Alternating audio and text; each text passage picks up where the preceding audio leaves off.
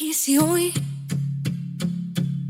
te dejo hacer en mí lo que siempre has pensado. Siguiendo en sintonía de Radio La Voz de María, inicia su programa Entre Amigos y Fe, bajo la conducción de Emma Basantes. Y si hoy me quedo a un ladito y te dejo hacer conmigo lo que sueñas de verdad. Hola, estás escuchando Radio La Voz de María 88.1 FM. Yo soy Emma, tu amiga de confianza, y te invito a que nos pongamos en oración y abramos un lugar en esa mesa para nuestro amigo más importante, Jesús. En el nombre del Padre, del Hijo y del Espíritu Santo. Mi amado Jesús, tú que eres ejemplo de amistad pura y verdadera, te invitamos hoy a sentarte en esta mesa y guiar esta conversación para que nuestras palabras encuentren sentido en cómo tu amor obra en nuestros corazones. Danos la sabiduría necesaria para ser acertados con lo que decimos y misericordiosos con lo que pensamos. Enséñanos a ser amigos como tú, bondadosos, cercanos y con un corazón dispuesto a escuchar.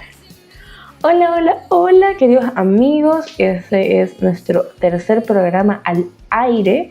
Yo espero que hayan tenido una excelente semana. La primera semana estuvimos hablando un poco de ese sí que le podemos entregar a Dios para que le obre nuestras vidas. Y en la segunda semana tuvimos a nuestro primer invitado especial, que yo les prometí que ese capítulo se iba a dividir en dos y que esta semana lo íbamos a volver a tener. Y en breves momentos ya lo tendremos al lado de nosotros para conversar un poco más, sobre todo en la temática en la que vamos a hablar hoy, que es San Valentín, porque bueno, hoy es 14 de febrero, sábado 14 de febrero, y se conmemora a San Valentín, un santo de la Iglesia Católica, muy reconocido por tener temas de amor por ahí. Bueno, yo les quiero contar un poco de cómo fue mi semana. Yo espero que la suya realmente haya sido muy buena. Yo les tengo que admitir que la mía realmente fue bastante pesada, bastante dura, bastante fuerte, fue muy fuerte. Y gracias a Dios no complicaciones mayores que como que me compliquen demasiado la vida, pero sí en uno de los ámbitos que, bueno, creo que para todos, pero para mí en lo personal es uno de los más importantes, que es el laboral. Hubo cambios, hubo movimiento, hubo cosas, hubo comentarios que finalmente a mí me hicieron sentir un poco rara esta semana, me hicieron sentir un poco mal, me hicieron sentir poco digna, me hicieron sentir que mi esfuerzo no valía la pena. Y es durísimo porque finalmente creo que a todos nos pasa tratar de dar lo mejor de sí en todos los lugares a lo que vamos, pero bueno, cuando tal vez ese esfuerzo sentimos que no está siendo completamente valorado, a veces como que remueve emociones y te comienzas a preguntar por qué haces las cosas. O bueno, al menos en lo personal les comento que a mí me pasó. Y fue fuerte, me dolió muchísimo. Y yo, gracias a Dios, pude identificar que son pruebitas de paciencia, pruebitas de resistencia, pruebitas de resiliencia. Y aunque estuve muy estresada esta semana y estuve incluso ya llegaba a un punto de estar reactiva, porque es normal cuando estás en un momento, en una situación en donde tal vez estás sintiendo ataques constantes, inevitablemente te comienzas a sentir reactiva, pero eso no es una actitud cristiana. Y les cuento que este año, yo les había contado desde el primer programa, que mi propósito es ser mucho más consistente con mis visitas hacia el Santísimo los jueves. Y bueno, normalmente procuro alcanzarlo, obviamente expuesto, porque es el propósito, es justo ir un jueves, pero hay veces que ya le alcanzo ya cerradito, ya le alcanzo nomás la reserva, igual me quedo ahí conversando con mi papito. Y esta semana, el día jueves, yo fui a una capilla que me queda muy cerquita a verlo, porque yo ya había identificado que necesitaba de mi papito. Yo necesitaba un abrazo de mi papito, yo necesitaba ir como una niña chiquita a llorarle, a decirle: papito, me siento muy mal, no he tenido una actitud muy cristiana, a decir verdad, no he reflejado ni tu misericordia ni tus enseñanzas, y he estado muy resentida y tal vez no he explotado hacia el mundo, pero todo esto que me he guardado y que no son sentimientos positivos y que no reflejan tu amor en mí, la verdad me está como carcomiendo un poco mis sentimientos y mi alma, y necesitaba ir con mi papito. lamentablemente no lo encontré expuesto. Y claro, bueno, por tiempos hay veces que yo tengo ciertos horarios en el día en donde tengo chance de hacer cositas y después como que se me complica un poco. Pero justo ese día, y Dios sabe cómo hacer las cosas y Dios sabe por qué en ese momento fui. Y yo me comprometí a rezar, bueno, me puse a rezar 10 Ave Marías, porque yo ya había reconocido que el maligno también anduvo molestando muchísimo.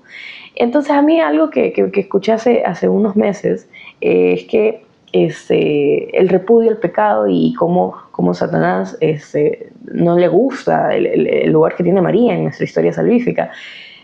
Y la verdad, debo de ser sincero, o sea, también en esta pelea de tú no vas a poder porque yo soy hija de mi papito y mi papito me cuida y está conmigo, obviamente pidiéndole la intercesión de mi mamita, me recé 10 Ave Marías, creo que muy necesarios esta semana. La verdad, me llenaron mucho el alma y justo después de rezarlos tuve esta reflexión de querer confesarme. Ahora quiero pasar a una parte que a mí me gusta muchísimo, que es un santo en la mesa. Yo le dije a Nico que nos va a acompañar aquí todo el programa y él tiene un aporte muy importante que hacerles en Legalmente Católico, pero te quiero hacer un acertijo a ti y a todos ustedes. Y si ustedes adivinan, antes de que yo termine de decir el acertijo, cuando yo lo termine de decir, antes de que yo diga el nombre de este santo, quiero que lo dejen en la cajita de los comentarios, háganos una llamadita, dejen un mensaje por WhatsApp. No se olviden de que estamos completamente abiertos y predispuestos a escuchar sus opiniones. Este programa es suyo, este programa es para conversar. No se olviden que nuestros teléfonos habilitados son el 25 98 860 y el número de WhatsApp es el 09 682 900. Miren, el acertijo comienza así. A ver. Viví en tiempos de imperios y decretos injustos. Cuando el amor fue prohibido, yo lo celebré en secreto. Un emperador me encarceló, un padre me retó y una hija ciega volvió a ver. Mi sangre cayó en febrero, pero mi historia floreció como un almendro rosado. Morí por defender el matrimonio como un sacramento y una vocación. ¿Quién soy? Obvio. Claro, San Valentín. San Valentín. Bueno, yo les tengo aquí una breve biografía sobre San Valentín. Entonces les cuento que el día de San Valentín, obviamente sabemos que no nació en un centro comercial. Su origen se remonta al siglo III, en los tiempos del Imperio Romano. Buena época. Una época muy heavy, muy fuerte. San Valentín de Terni fue un sacerdote y obispo que vivió bajo el gobierno del emperador Claudio II, quien prohibió el matrimonio entre jóvenes porque él pensaba y decía que los solteros eran mejores soldados. Casi los usaba de kamikazes, o sea, los usaba porque sabían que como no tenían quien los arraigue acá en casa, podían ser carne de cañón muy fácilmente, y eso es bastante feo, la verdad, fueron tiempos muy duros. Valentín consideró esta ley injusta y comenzó a celebrar matrimonios en secreto, defendiendo el amor como un compromiso sagrado ante Dios. Fue descubierto y encarcelado. Durante su prisión, oró por Julia, la hija ciega de uno de los oficiales, y ella recuperó la vista. Este milagro llevó a la conversión de la familia de la nena. A pesar de ello, el emperador ordenó su ejecución un 14 de febrero del año 270. Fue decapitado. Como agradecimiento, Julia, la niña que volvió a ver, plantó un almendro de flores rosadas junto a su tumba, símbolo de amor fiel y duradero. Siglos después, el Papa Gelasio I declaró oficialmente el 14 de febrero como día para honrar su memoria. San Valentín no murió por romanticismo superficial, ni por chocolates ni rosas. Murió defendiendo el matrimonio como vocación y sacramento. Qué duro, qué fuerte. No, o sea, un mártir, sin duda alguna, de defender la fe de manera directa en contra de un poder opresor, de un gobierno de manera particular, tratando de defender un sacramento digno santo. Sí, digno santo. Decir.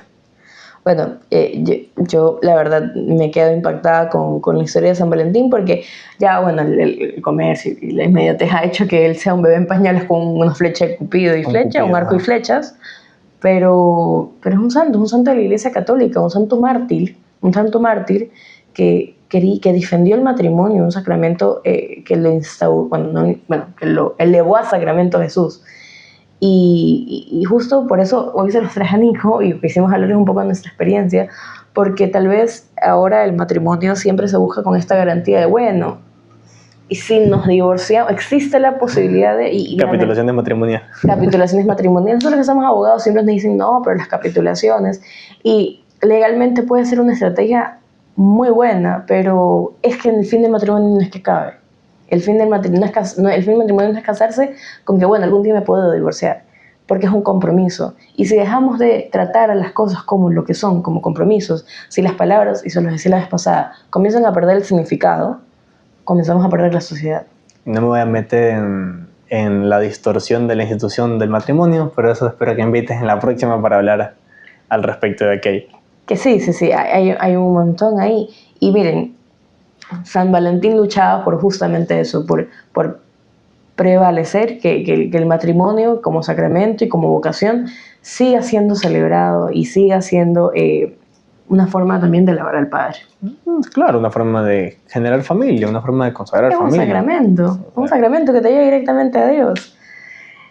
Yo con eso cierro el segmento de El Santo del Día. Recuerden que San Valentín hoy no solo es para los chocolates y las flores, sí abracen mucho, bueno, el Día del Amor y la Amistad. Abracen mucho a sus parejas, a sus amigos, díganle lo mucho que las quieren, que los quieren.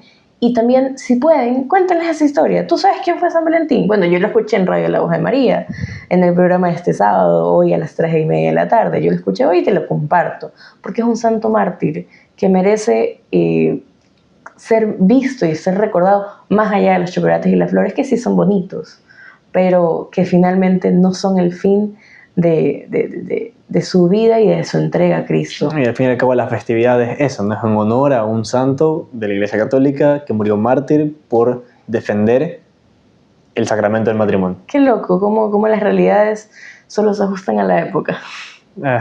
Qué tela. Y con este comentario un poco que deja entrever un par de opiniones sin decirlas, pasamos al segmento Legalmente Católico. Y el día de hoy, Niquito nos trajo a esta mesa una conversación bastante interesante sobre el proyecto de ley orgánica que regula el derecho a la reproducción humana asistida en el Ecuador.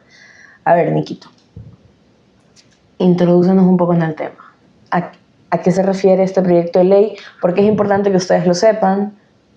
De qué estamos hablando, de quién nace, quién es el organismo que lo regula o que lo está ejecutando. Tramitando. A ver, como bien lo dice el nombre, es un proyecto, o sea, aún no está puesto o ejecutado o aceptado, sino es una propuesta, es un proyecto, es un plan de ley. ¿Qué tipo de ley? Una ley orgánica, o sea, un tipo de ley casi superior, para ejemplificarlo tal vez y muy burdamente, disculparán el ejemplo burdo, que regula o que busca regular la reproducción humana asistida. ¿Qué es la reproducción humana asistida? Básicamente es que mediante algún tipo de mecanismo, algún tipo de intervención médica científica, se termine generando o reproduciendo la especie humana.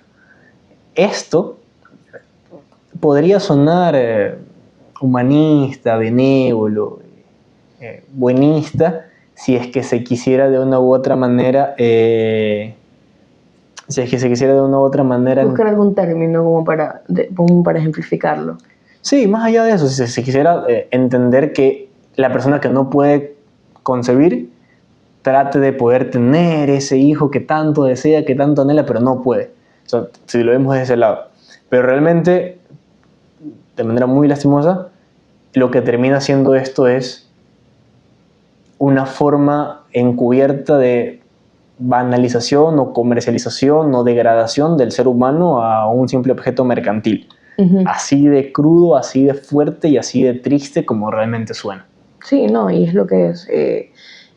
Nico va igual a indagar un poco más en 12 puntos críticos al informe del primer debate de este proyecto. Este proyecto se está tratando hoy en día en la Asamblea Nacional. En la Comisión de la Salud. En la Comisión de la Salud, y va a ir a segundo debate, y lamentablemente lo que hemos podido ver es que es un proyecto que no tiene, por así decirlo, no sé si la palabra correcta es oposición, pero muchas personas, muchos asambleístas están muy prestos a que la ley se promulgue con ciertas salvedades, pero que se promulgue. Y esto es muy peligroso, porque estamos tratando y trataremos a niños como mercancía y haremos de la fecundación in vitro y de las técnicas de reproducción humana asistida una forma de turismo médico en el Ecuador. Sí, es un negocio muy, muy grande, pero vamos por partes. Vamos por partes. A ver, primero, esto de aquí nace básicamente por una sentencia de la Corte Constitucional. Como siempre, nuestra querida Corte Constitucional en estos temas sí actúa con una agenda ideológica muy clara y muy determinada. Progre, hay que decirlo, muy progre. Muy progresista. Muy progresista.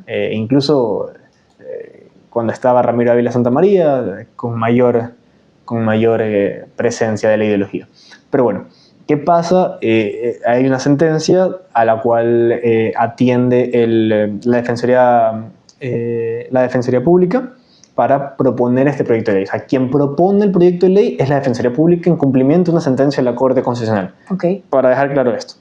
¿Qué sucede? Llega a la Asamblea para ser tramitada, se la manda a la Comisión de la Salud y el tratamiento que se le da es muy suave. ¿En qué sentido? En que muchos asambleístas ven a este proyecto de ley desde el buenismo que les mencionaba en un principio. ¿Quiere decir esto? Muy probablemente, pobrecita, una señora que no puede tener hijos, pero quiere tener hijos, démosle la oportunidad de que lo tenga. ¿Cómo? Mediante los métodos de reproducción humana asistida. Entonces, estos métodos son métodos científicos, médicos. ¿Son intervenciones médicas? Sí, sin duda, que terminan llevando a poder tener... Es que suena muy feo, pero es que llevar a tener incluso hasta la intención de poder crear vida a gusto. ¿Por qué digo a gusto? Porque cuando nos damos cuenta del método más conocido, más utilizado, que es la fecundación in vitro, es literalmente fecundar, o sea, unir dos gametos, crear vida, o mejor dicho, procrear de cierta manera. ¿En una pipeta? En una pipeta. En una probeta, en un tubo de ensayo. Nunca mejor dicho, en un tubo de ensayo. En un tubo de ensayo. Es jugar a ser Dios desde la ciencia. Desde un laboratorio. Desde un laboratorio. Y bueno, o sea, mucha gente dice, bueno, finalmente, si en el tubo de ensayo es el nene, se lo implantan y es la mamá, ¿y qué tiene de malo? Tiene todo de malo porque no es el orden natural de las cosas. Y además, hay muchos más problemas detrás de eso, porque este es el caso más común, el que siempre tratan de presentar, pero detrás de esto hay un negocio terrible, hay una comercialización terrible con vida humana, con nuestros niños, porque son vida, y un descarte terrible. Es que eso es justamente lo que iba. Hay un descarte muy fuerte. Porque cuando ya se ejecuta, se lleva a cabo la fecundación, como todos sabemos, hay una concepción directa, por ende hay vida. E incluso legalmente, nuestra Constitución, al artículo 45, en su segundo inciso, si mal no recuerdo, ya contempla directamente. ¿Nos ayudas leyéndolo, porfa? Aquí está. Acá está. Se los leo. Artículo 45 de la Constitución de la República del Ecuador. Las niñas, niños y adolescentes gozarán de los derechos comunes del ser humano, además de los específicos de su edad. El Estado reconocerá y garantizará la vida, incluido el cuidado y la protección desde la concepción, lo dice la Constitución. Punto crucial y fundamental para entender la importancia que tiene. ¿Por qué? Porque si hay vida desde la concepción, como ya lo sabemos todos nosotros, la ciencia lo avala y Cristo nos lo explicó desde un principio, el hecho de empezar a jugar con concepciones en pipetas, en tubos de ensayo, quiere decir que hay vida ahí atrapada. Y lo importante es qué pasa con estas vidas ahí atrapadas, estas vidas en tubos. Muchas veces son descartadas. Y muchas veces son descartadas por no cumplir los parámetros que el padre o la madre que busca tener este hijo no le agradan, no son de su simpatía, no son de su gusto, o peor aún, porque viene con algún tipo de malformación genética. O discapacidad, y de hecho es muy común que como no cumplen las características necesarias, se los descarte, se está descartando, es vidas, se la descarta, la mata, o sea, es descartando bebés, descartando niños, descartando personas porque tal vez el color de piel no es tan claro, o porque tal vez el pelo no es tan rubio, o porque tal vez los ojos no son azules, y porque están tratando de jugar genéticamente para encontrar perfeccionamiento en la especie humana. Y esto hablando de características físicas, porque cuando ya hablamos de discapacidades, es mucho más rápido el descarte. Los niños con síndrome de Down, hay muchos que fueron creados también de fecundación in vitro en un tubo de ensayo y finalmente no cumple con las características, como si fueran una prenda de vestir, como si yo diga, es que no tiene las mangas azules. No lo quiero, Entonces, no lo quiero, lo desecho. Es literalmente un desecho a la basura, una vida humana, una vida que tiene dignidad y que está, si hablamos legalmente, en nuestra Constitución está contemplada la protección de la vida desde la concepción en el artículo 45. Entonces, es jugar con la vida y es jugar a ser Dios. Y tal vez uno lo ve muy suave, e incluso, ¿por qué queremos hablar de esto? Más allá de porque está siendo tratado ya en este momento en la Comisión de Salud y que va a ser enviado al Pleno de la Asamblea para ser tratado en segundo debate dentro del Pleno, pequeña aclaración legal, una ley se aprueba de la siguiente manera. Llega una comisión, es tratada en la comisión, se emite un informe de primer debate de la comisión y se manda al Pleno. ¿Qué es el Pleno? Es la agrupación de los 151 asambleístas que han sido electos. Ellos son la máxima autoridad de la Asamblea Nacional, son las que toman decisiones. Entonces, se lleva el primer debate para analizar el informe que se envió desde la comisión y y analizar al respecto. Se hacen observaciones, esas observaciones vuelven a la comisión, se vuelve a debatir en base a esas observaciones, se saca un segundo informe, se envía al Pleno y se vota para la aprobación, para el archivo, que es lo que nosotros estamos proponiendo, que se archive ese proyecto de ley. Nace desde la comisión. Y en ese punto estamos en el segundo debate dentro de la Comisión de Salud para ser enviado de manera directa al Pleno de la Asamblea Nacional y que sea aprobada, negada o archivada este proyecto de ley. Lo cual es muy importante tener en consideración porque muchas veces hablamos del daño o de la afectación hacia la vida que tiene el aborto. Atroz, totalmente. Pero no vemos la cantidad de niños que fallecen mediante la fecundación in vitro, los que son desechados por la fecundación in vitro o los que son congelados para hacer experimentos después. Son descartados porque dicen que su vida no es lo suficientemente válida o digna, y esto es durísimo escuchar porque es vida, es vida ya concebida, es vida que Dios se permitió que exista, y es simplemente matar, es matar nada más que, como mucha gente lo ve insignificante muchas veces porque como son pequeños, porque tal vez no tienen las características que ya tiene un ser humano niño, un ser humano adulto.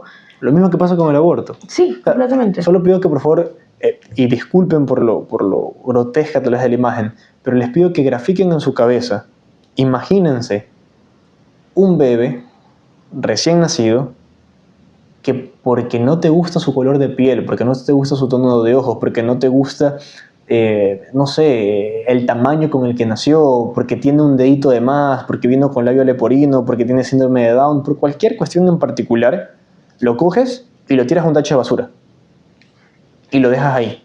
Por favor, nuevamente, disculpen la imagen grotesca, tan gráfica, pero grafíquenlo en su mente e imagínenselo así. Eso pasa por centenas, por no decir por millares, diariamente. Hoy en día alrededor de todo el mundo, y eso es lo que quieren aprobar aquí en Ecuador. Ante esto tenemos que hablar, tenemos que debatir, tenemos que pararnos frontal, firme y contundentemente para que eso no pase en el país. Permítanme ahondar un poco en 12 puntos críticos que fueron levantados como alerta por parte de la Pastoral del Niño por Nacer de la Arquidiócesis de Guayaquil. La Arquidiócesis de Guayaquil ha elaborado un documento en donde hace una alerta y llama la atención sobre este proyecto de ley en 12 puntos cruciales. No me quiero extender mucho, ¿no? Lo hace la Arquidiócesis de Guayaquil mediante la Pastoral del Niño por Nacer, en alianza con la Fundación Familia Ecuador, y es elaborado por Lupe Batallán, una increíble persona argentina, encargada y dedicada mucho tiempo de su vida a analizar estos puntos referentes a la dignidad humana. Vamos por partes. Primero, este proyecto dice que protege a los niños, pero realmente regula y redefine la palabra familia. El objeto del proyecto, según el artículo 1, es regular las técnicas garantizando el interés superior del niño y el reconocimiento de las familias en sus diversidades o en sus diversos tipos. A primera vista, parece que este texto tiene una orientación humanista, como se lo decía un rato, garantizar el interés superior del niño. Sin embargo, al leerlo en su conjunto, se observa que el centro de la ley no es el niño, sino las técnicas de reproducción humana asistida y el reconocimiento jurídico de modelos de familias diversas. Quiere decir que realmente esta ley, cuando entre comillas pretende defender al niño para que el niño pueda nacer, cuando realmente lo que se trata de hacer es darle la oportunidad y cumplir en cierta medida a veces el deseo único de los padres de poder tener un hijo, como que si tener un hijo fuese per se un derecho, llevando incluso al niño a un concepto de bien que quiero tener y poseer y por ende busco los mecanismos humanos para poder adquirirlo a gusto y propio beneficio, más no una preparación espiritual y familiar para poder tener al niño. Se busca enfocar no en el niño, sino en los métodos de reproducción humana asistida, que luego veremos que es un negocio. Incluso en España es una barbaridad lo que se está haciendo realmente. Y el reconocimiento jurídico a familias diversas. ¿En qué sentido? En que realmente lo que están tratando de hacer es tener varios tipos de familia, porque hay distintos tipos de filiaciones, ya lo podrán ver más adelante. Para no demorarme mucho y ser puntual en las cuestiones, un punto que se llama mucho la atención, que alarma, es que no protege a estos bebés en esta etapa embrionaria de la manipulación genética, el anonimato de los donantes o el abandono embrionario. O sea, el embrión se genera, se lo deja congelado y se lo abandona. Dios sabrá qué se hace con ese embrión. O el anonimato de los donantes, que genera muchos problemas en los niños que logran nacer por in vitro y que luego tienen problemas psicológicos socioafectivos. Identificado y documentado en el mundo entero. Alemania tiene políticas en contra de esto al punto de bloquear la fecundación in vitro, e Inglaterra ya tiene pronunciamientos de investigaciones en las cuales se nota estos problemas psicológicos. La contradicción con la Constitución es el segundo punto de manera directa. Si la vida se protege de forma gradual, no todas las vidas valen lo mismo. ¿Por qué se dice esto? Porque el artículo 7, inciso C, de este informe para primer debate, el que está ahorita siendo tratado nuevamente, dice que la protección a la vida prenatal será igual e incremental. O sea, que será paulatino, que será progresivo. O sea, si decimos que la protección a la vida va a ser progresiva, quiere decir que no hay una protección directa a la vida desde la concepción, tal como lo manda la Constitución en su artículo 45, y por lo tanto, no todas las vidas valdrían lo mismo, sino que una vida vale más. Y otra vale menos, según la edad. Pero, y bueno, y lo que decíamos sobre según los rasgos físicos, pero ya desde ahí es inconstitucional. O sea, ya ahí no debería proceder. Pues señores legisladores, por favor, a despertar un poquito. Una pegadita a la Constitución. Esto es moralmente inadmisible. O sea, no podemos empezar a decir qué vida vale más, qué vida vale menos, por qué vale más y por qué vale menos. El tercer punto, ambigüedad legal sobre la protección del embrión. El artículo 20 define principios de no instrumentalización, integridad genética, destino digno y prohibición de discriminación genética, pero al mismo tiempo permite la destrucción de embriones si no es arbitraria, o sea, si es que no se hace por accidente casi. Admite la selección genética por enfermedades graves, sin definir cuáles son enfermedades graves, lo que equivale básicamente en una selección eugenésica. Y les voy a admitir, la primera vez que lo leí desconocía el término, así que nos pusimos a investigar un poco. Y si me permites, quisiera comentarles, mejor dicho, la definición según el diccionario de la lengua española, que es la eugenesia, la palabra eugenesia. La eugenesia es definida como un estudio y aplicación de las leyes biológicas de la herencia orientados al perfeccionamiento de la especie humana. Básicamente, buscar la raza superior, perfecta. Y hubo un tiempo en la historia de la humanidad en donde esto se perpetraba y se defendía, ¿no? Y todos sabemos que está mal, porque no es posible clasificar a un ser humano como superior porque tenga el tono de piel diferente, tenga los ojos diferente color, tenga el pelo diferente color, no tenga enfermedades. O sea, no es posible hacerlo porque todos somos miembros, todos somos humanos, todos somos de la misma raza humana. Tenemos una dignidad intrínseca por ser humanos, ya que somos hechos imagen y semejanza del Padre. Punto. Y punto. No hay diferenciación, no hay clasificaciones, no. Hay diversas culturas, hay diversas creencias, incluso si se quiere, pero la raza humana es una, creada a imagen y semejanza del Padre. Nadie es racialmente superior a nadie.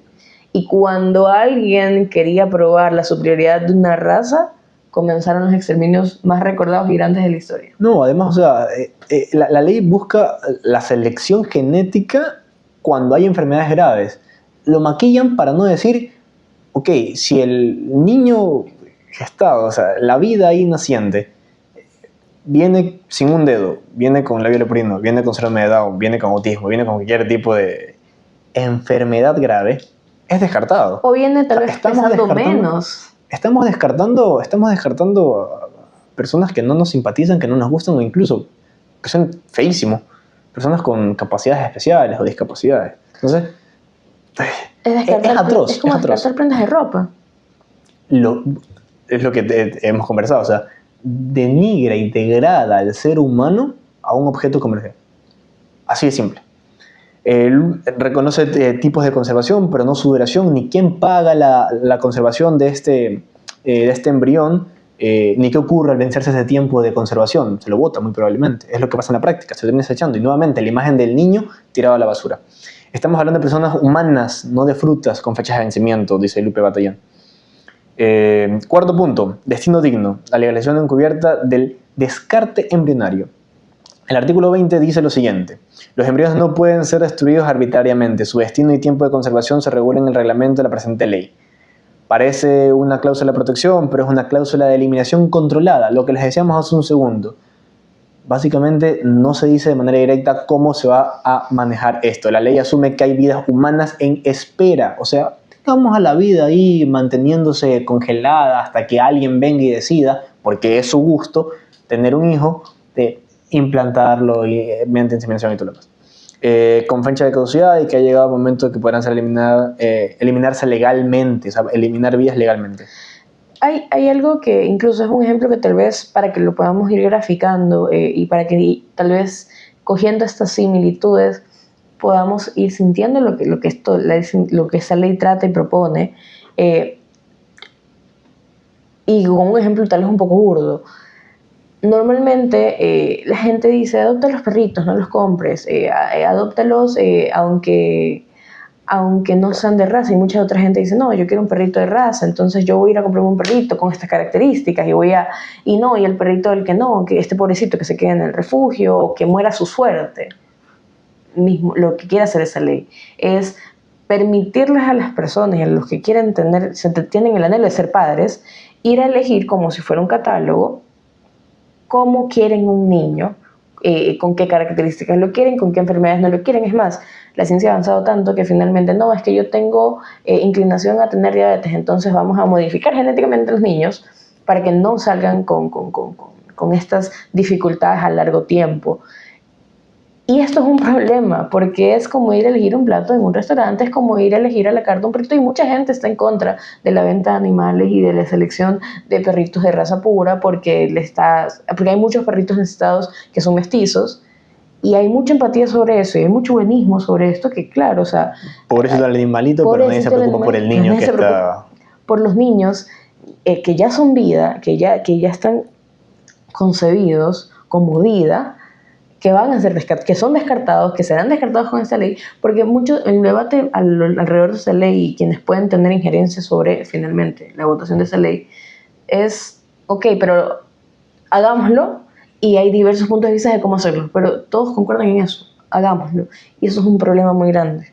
Un gravísimo error, porque al fin y al cabo los legisladores están ahí para representar a la ciudadanía, y no sé si realmente la mayoría de ecuatorianos estaríamos de acuerdo con algo como esto. Para ir cerrando, quinto punto, vacíos legales sobre la filiación y destino de los embriones. El artículo 11, inciso B del informe, establece que la filiación por voluntad procreacional se ejerce respecto de los hijos e hijas nacidos dejando fuera del marco legal los embriones no implantados. Nuevamente, se hace la fecundación in vitro, o sea, se unen los dos gametos, se genera el embrión se lo tenga ahí, se lo congela. Al no ser implantado, nadie se responsabiliza por ese embrión, por esa vida ya concebida, congelada, puesta en un tubo de ensayo. Esto queda en un limbo jurídico. No son hijos de los padres biológicos, los donantes de normalmente el óvulo, la mujer, ni de los padres intencionales, porque no lo quieren implantar, y tampoco están bajo tutela estatal. Están a la buena de Dios, literalmente en este caso. O sea, no tienen un amparo jurídico. La ley no determina quién asume la titularidad, la responsabilidad ni los costos de su conservación. Nuevamente, cuando ya se vuelve muy caro mantenerlo, lo voto o lo uso para el fin que a mí me parezca mejor. Punto 6. Diagnóstico preimplantacional y abandono de embriones. Artículo 25. Autoriza el diagnóstico genético preimplantacional y dispone que los resultados serán comunicados a las personas solicitantes, quienes serán responsables exclusivos de aceptar o rechazar los resultados, pudiendo suspender la ejecución del procedimiento. Básicamente, no me gusta el resultado que tiene el niño que va a nacer, simplemente suspende el procedimiento, ya no quiero. Esto implica que los embriones ya fecundados son analizados genéticamente antes de ser implantados y que los padres pueden suspender el tratamiento tras conocer los resultados. Por ejemplo, si el embrión presenta síndrome de Down, podría ser una opción el parar el procedimiento y simplemente dejar a un lado ese embrión e ir con otro, porque esa vida ya no importa. Un absurdo total. Punto 7. Lucro encubierto y riesgo de endogamia en la donación de gametos. Aunque el proyecto prohíbe la compraventa de gametos humanos, no elimina el lucro, sino que lo disfraza de compensación económica, como que si eso no es un lucro directo. Los artículos 6, 9, 11 y 62 permiten pagar a los donantes, por molestias ocasionadas, ¿no? Algún inconveniente, algún problemita, dolores durante el embarazo, ¿no? Por el momento se fijará, pero el monto se fijará después en el reglamento, es decir, sin control legislativo, solo ministerial, muy probablemente. El Congreso no fija el límite y el Estado delega al Ejecutivo la regulación económica de la fertilidad humana, o sea, el derecho a la educación sexual, a la libre decisión, va a tener un valor y ese valor lo va a manejar el Estado, el gobierno, porque claro, la sexualidad, la procreación y la familia tienen un precio. Así de loco es este proyecto de ley, así de tan bajo tenemos los principios y los valores, así de desquiciada está la sociedad y es deber de cada uno de nosotros ponerle un paro a esto. Punto 8. Subordinación del donante, cuerpo inútil, persona prescindible. El proyecto deshumaniza al donante, mientras los padres solicitantes tienen derecho a un plazo específico de acompañamiento psicológico, los donantes solo reciben una orientación antes y después del procedimiento, sin establecer fechas ninguna, y que el personal de salud tiene reconocimiento de protección legal como derecho. El donante no tiene ningún resguardo jurídico. Otra falta de seguridad jurídica aquí. Punto 9. Imposibilidad económica de aplicación. Durante el debate del proyecto impulsado por la Defensoría del Pueblo, el Ministerio de Salud Pública advirtió frontalmente que no existen fuentes ni mecanismos de financiación para incluir las técnicas en el Sistema Nacional de Salud. Viendo cómo está el sistema de salud público hoy por hoy, es inaudito que tengamos este tipo de cosas. El Ministerio estimó un costo de $60 millones que el Estado no puede afrontar en este momento. Por favor. Aún así, los asambleístas ignoran la advertencia del Ministerio de Salud Pública y redactaron una ley que promete un derecho que no se puede garantizar, otra vez poniéndole estos derechos promesas en la Constitución, en las leyes y en los cuerpos normativos que se generan. O sea, sin la capacidad, sin la necesidad y realmente afectando todo tipo de concepto básico mínimo de dignidad humana. Punto 10. Falta de definición del concepto de familias en sus tipos diversos. Esto es crucial y muy importante porque nuevamente atacan el concepto de familia. Nuevamente van en contra de lo esencial, del núcleo, de esa piedra fundamental, esa piedra angular sobre la cual se rige la sociedad. Desvirtúan conceptos, desvirtúan significados, desvirtúan dinámicas. Y es por eso que yo siempre trato de comentar esto. es importante dejar que las cosas se expliquen en su propio significado, que el significado siga teniendo sentido, porque cuando lo comenzamos a desvirtuar, comenzamos a usar el lenguaje para ese tipo de cosas, para ser ambiguos, para usar eufemismos, para decir que la familia es una cosa cuando realmente están presentándonos algo completamente distinto a lo que el concepto de familia define. Esta es la posverdad, la denominada posverdad. Este es el progresismo en su máxima expresión, lo que en Estados Unidos o en países anglosajones denominan wokeismo, woke. Es esto, es esta forma de mentir alegando que la verdad es otra cosa, que los hechos son otra cosa. Es loquísimo. Los artículos 6, inciso I y 50 hablan del reconocimiento de diversos tipos de familia, pero no lo definen en ningún lugar. Dejan un concepto ambiguo, lo que luego puede transformarse en un significante vacío, que lo pueden llenar literalmente de cualquier cosa. Ya en algún punto se hablará hasta de triple filiación, o por lo menos así decía el proyecto en su inicio. Esa omisión abre la puerta a la filiación múltiple, justamente. Parentalidades no biológicas o arreglos contractuales encubiertos, como los vientres de alquiler. Nuevamente, poner a una persona al servicio económico de otra con su cuerpo, con su dignidad. Esto es terrible. La ley no protege la familia natural, la disuelve en un concepto elástico y negociable, según el gusto de quien quiera. Yo quiero que esto es familia, bueno, esta es familia. Esto es familia. Nuevamente atacando a la familia mediante leyes y rompiendo así lo más valioso que tenemos como sociedad. Punto 11, ya casi para terminar, limitación de la objeción de conciencia. El artículo 10, inciso A, reconoce la objeción de conciencia para los profesionales de la salud, pero la condiciona a la obligación de derivar a otro prestador. O sea, yo no puedo, lo lamento, pero como esto es importantísimo, porque la gente que quiere tener hijos básicamente tiene casi hasta el derecho de tener el hijo, entonces que otro lo haga. De manera obligatoria, ¿no? Tengo yo que cerciorarme de que esta persona llegue a otra que sí lo quiera hacer, ¿no? Importante. Punto 12, último. Aplicación errónea de jurisprudencia internacional. Como siempre, haciendo uso de pronunciamientos externos para tratar de meter en el país cosas que no tienen sentido ni afinidad con la Constitución y que no representan el pensamiento de la sociedad ecuatoriana, que es muy importante. El proyecto cita el caso Artavia Murillo versus Costa Rica como jurisprudencia vinculante, cuando no lo es para el Ecuador. Que quede claro. Según el artículo 68.1 de la Convención Americana sobre los Derechos Humanos, las sentencias de la Corte IDH, o sea, de la Corte Interamericana de Derechos Humanos, solo obligan a los estados partes en el caso concreto. O sea, en este caso, Artavia Murillo versus Costa Rica, el país obligado a acatar esta decisión de la Corte Interamericana de Derechos Humanos es Costa Rica. Lo mismo cuando es X persona contra El Salvador, contra Nicaragua, contra Perú, contra Colombia. El país obligado a cumplir y acatar esto es el país al cual se le emite la sentencia. Lo mismo pasa con el Ecuador, por si acaso.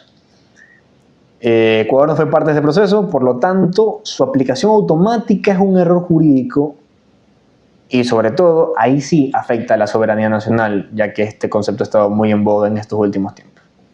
Particulares observaciones hechas por la Secretaría de Educación Superior, Ciencia y Tecnología, el CENESID, insisten que la norma debe fomentar la investigación científica, nuevamente utilizar al ser humano como ratas de laboratorio.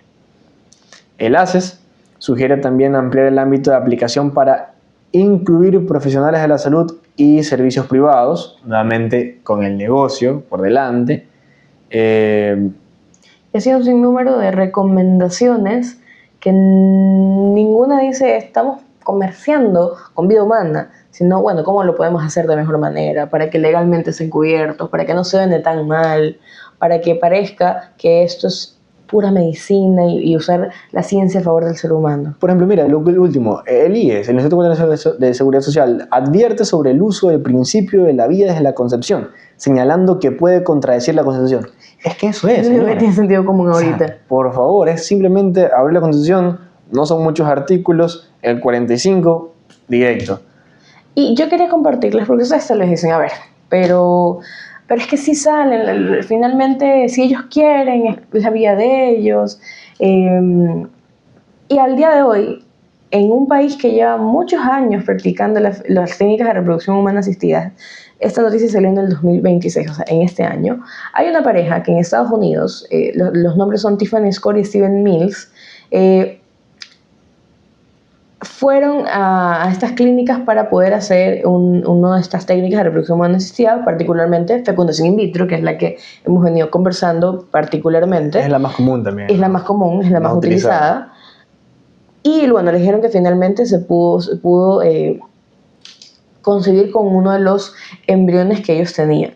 Cuando la nena nace, ellos son caucásicos, ellos son de tez blanca. Cuando la nena nace, era afrodescendiente, entonces evidentemente se hicieron pruebas de ADN porque no había de dónde genéticamente la nena podría salir afrodescendiente siendo ellos caucásicos. Revisaron y se dieron cuenta que finalmente la nena no tenía ni un porcentaje, ni el mínimo, ni 0.0 nada de compatibilidad en el ADN.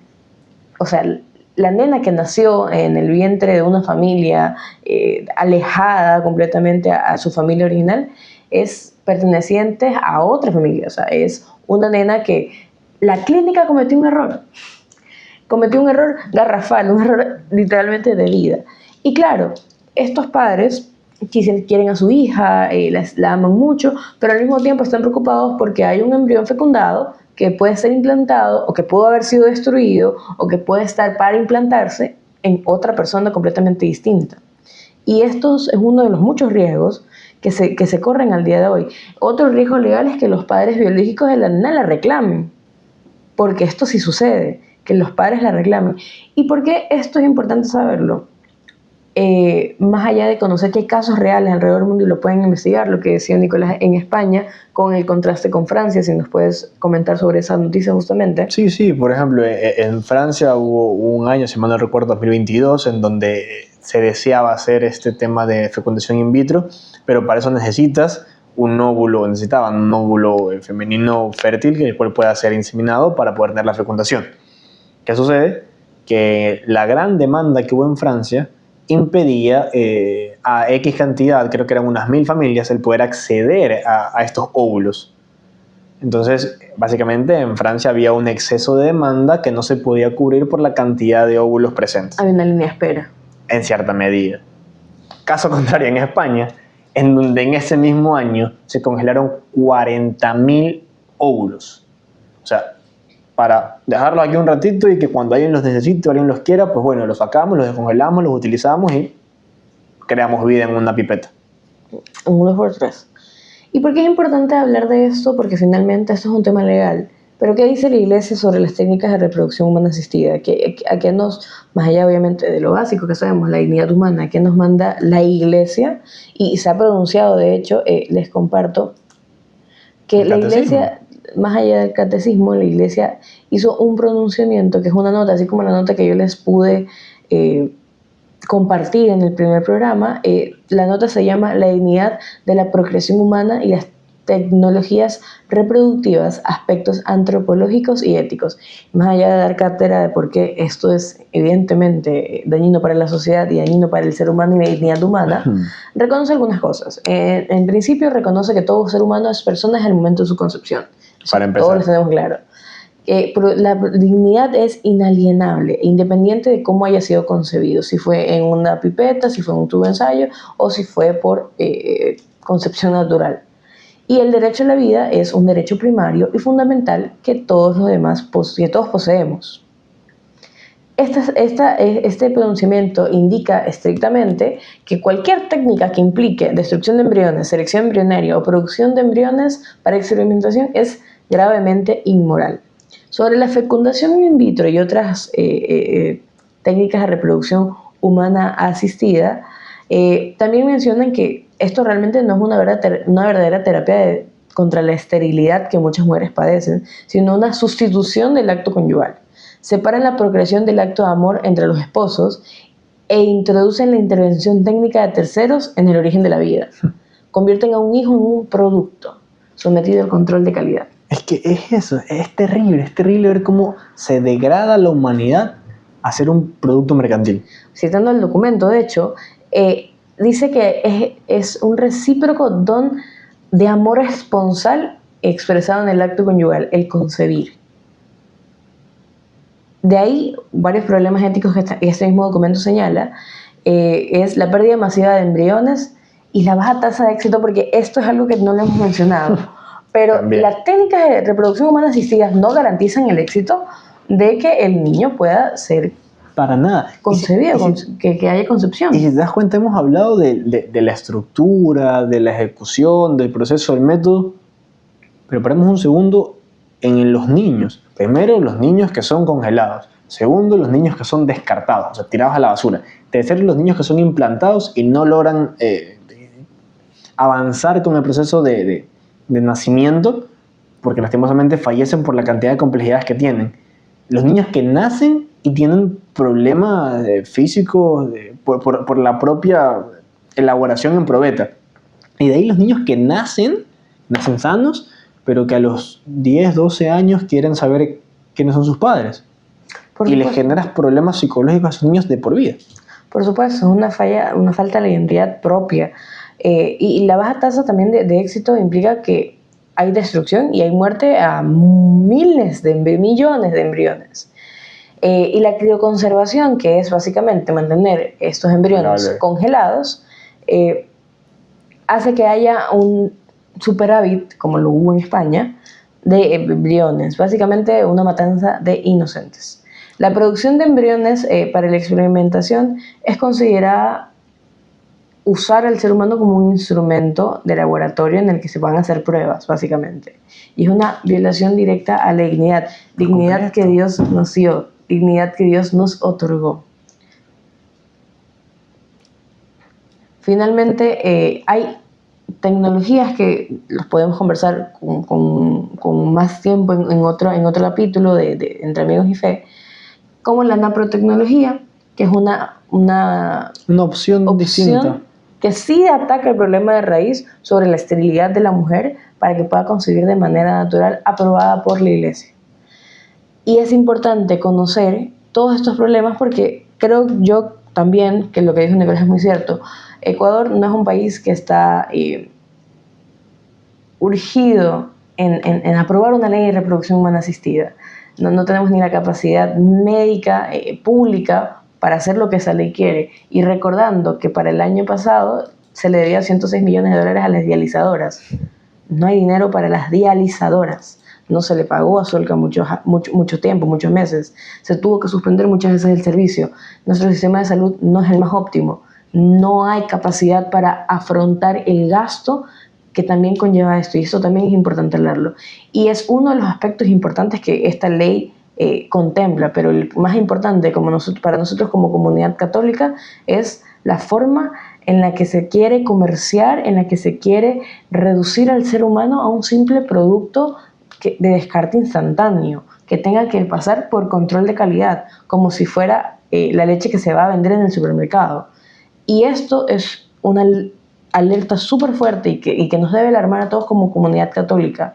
Y debemos estar pendientes de lo que pasa en la asamblea de nuestro país para evitar que estas cosas se queden sin pelea. Porque nosotros estamos llamados a ser la luz y la sal del mundo y estamos llamados a predicar la verdad. Y Cristo nos hizo dignos a su imagen y semejanza, no para que nadie esté comerciando ni con niños, no para que nadie esté seleccionando por control de calidad a nadie más. Entonces nosotros los invitamos abogados y la verdad nos preocupan mucho estos temas, no solo el aspecto legal, sino obviamente el aspecto espiritual que conlleva a perder la dignidad del ser humano y a devaluar su valor, por ser redundante, a simplemente un producto que yo lo puedo seleccionar cuando yo quiera y con una módica cantidad de dinero lo modifico a mi gusto. Lo modifico a mi gusto. Nada, de mi parte, simplemente si desean conocer el contenido de estos 12 aspectos claves que se levantan alertas o alarmas de ya el primer informe de debate que fue presentado ya hace un tiempo, el año pasado incluso, en noviembre del año pasado, si mal no recuerdo, pueden, elaborado por la Arquidiócesis de Guayaquil, elaborado por Lupe de Batallán bajo solicitud de la Arquidiócesis de Guayaquil y Familia Ecuador, pueden solicitarlo aquí en los comentarios. Nos pueden escribir a la radio, por ahí también se los podemos pasar sin ningún problema, y por favor difúndanlos. Ustedes ya tienen la información. Aquí los despertamos sobre esto, y les levantamos esta alerta, y es su deber como católicos y comunidad católica, como ciudadanos incluso. Como ciudadanos también, compartirlo y que más gente conozca lo que está pasando en nuestro país y lo que quieren hacer con los niños, porque a la vida hay que protegerla desde la concepción hasta la muerte natural, y no hay que desfallecer en esa lucha. Yo les quiero agradecer por habernos acompañado en este programa de día sábado. Nos pusimos serios, y esto es un poco más de lo que va a seguir siendo Entre Amigos y Fe. Amado Jesús, tú que nos has permitido sentarnos en esta mesa a conversar como amigos, de la mano, para hablar y aprender más sobre ti y tu obra en la salvación del mundo, te damos gracias por ese momento compartido entre nosotros, y te pedimos que nos sigas bendiciendo en este día. Amén. Ese fue Entre Amigos y Fe, el especial de San Valentín, con un muchito de Legalmente Católico. Yo soy Emma Basantes. Yo soy Nicolás Carrero. Y espero verlos en vivo la siguiente semana con más contenido y más análisis legales. Que nos comenten qué tal les pareció el espacio y el segmento de Legalmente Católico. Legalmente Católico, vamos a estar leyendo. Muchísimas gracias por escucharnos, muchísimas gracias por vernos. No olviden seguirnos en todas nuestras redes sociales, y por favor difundan este mensaje. Escriban, llamen a la radio. Chao. Hemos escuchado su programa Entre Amigos y Fe. Sigue en sintonía de Radio La Voz de María, 88.1 FM.